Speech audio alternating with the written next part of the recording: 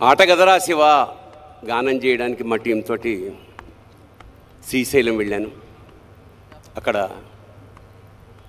మేమందరం పాట పాడాక అభిషేకం చేసుకుంటుంటే ఒక పెద్ద ఆవిడ వచ్చింది. తెల్లటి విభూది, తెల్లటి జుట్టు, వయసు ఒక 70 ఏళ్ళు ఉంటుంది. ఆవిడ అభిషేకం చేస్తూ ఈ జన్మకి ఇంతేరా మల్లన్న అంది. అంటూ ఆవిడ కన్నీటి బొట్టుని శివలింగం మీద జారవిడిచింది. అంటే ఒక విధమైన ఉద్వేగంతో స్టన్ అయిపోయాను నేను. ఎన్ని క్షీరాభిషేకాలు చేస్తే ఇంత పుణ్యం దక్కుతుంది? కన్నీళ్లతో స్వామిని అభిషేకించి ఈ జన్మకి ఇంతేరా మల్లన్న అంది. మల్లికార్జున స్వామిని మల్లన్న అని చాలా ప్రేమగా పిలుచుకుంటారు.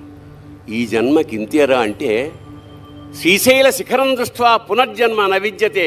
ఒకసారి శ్రీశైల శిఖరం కనుక వస్తే ఇక జన్మరాహిత్యం అనేది మన వాళ్ళు చెప్తూ ఉంటారు.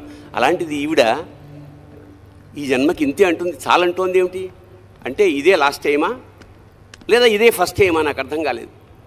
అప్పుడు నాలో ప్రయత్నంగా ఈ జన్మకి ఇంతేరా మల్లన్న అన్న వాక్యం రాత్రంతా తిరుగుతోంది. అప్పుడు పుట్టిన పాట ఈ జన్మకి ఇంతేరా మల్లనా, ఈ జన్మకి ఇంతేరా మల్లనా, ఇంకో జన్మ నాకీ మల్లనా, ఈ జన్మకి ఇంతేరా మల్లనా, ఇంకో జన్మ నాకీ మల్లనా.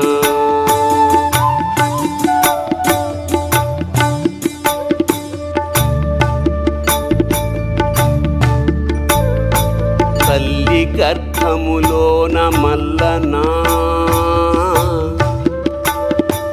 తల్లి గర్భములోన మల్లనా, నా గుండె సప్పుడు నీవే మల్లనా, ఊపిరి తీసిన మల్లనా, నా ఊపిరి పోసిన మల్లనా, ఈ జన్మకింతేర మల్లనా,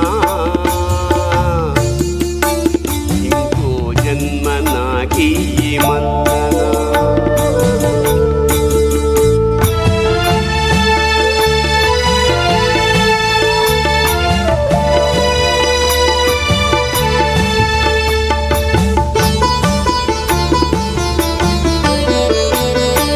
వచ్చేటి జన్మాన మల్లనా,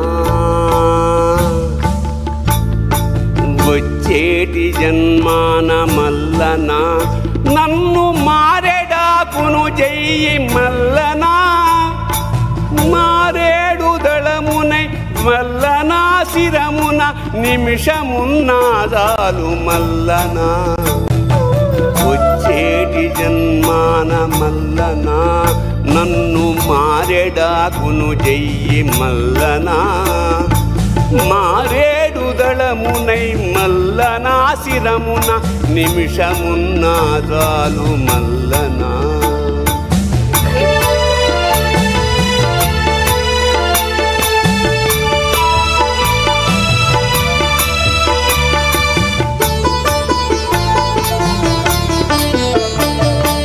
కొండంత ఎదిగాను మల్లనా,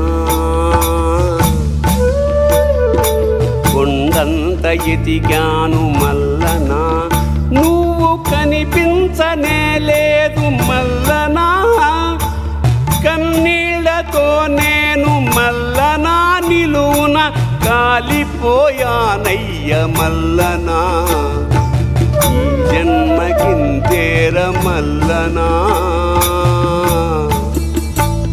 ఇంకో జన్మ నాకీ మల్లనా.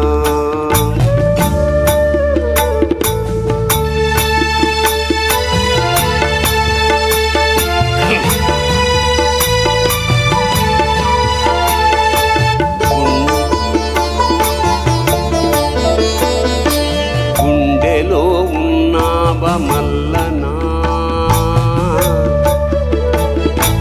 గుండెలో ఉన్నావా మల్లనా, మేము గుడ్డోళ్ళమయ్యాము మల్లనా, పుట్ట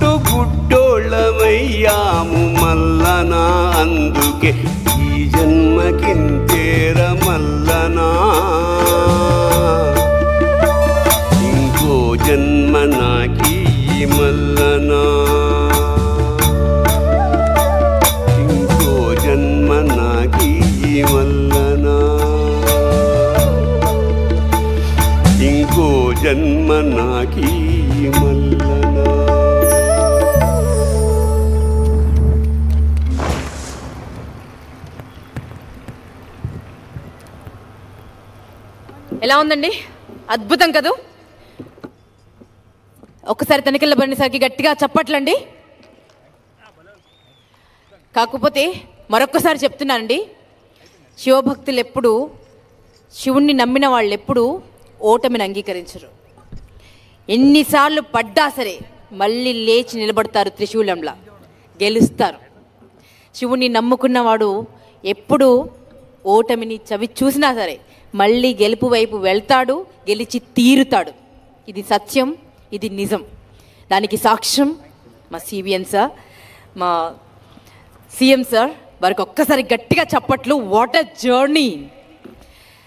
ప్రపంచమంతా ఎదిరించి, భగవద్గీతలో జరిగింది అది.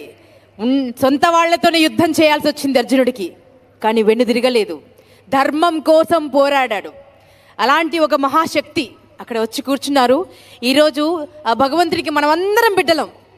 తెలుగువారందరూ ఆయన బిడ్డలు. ఇప్పుడు కంటికి రెప్పలా కాపాడుతున్నాడు.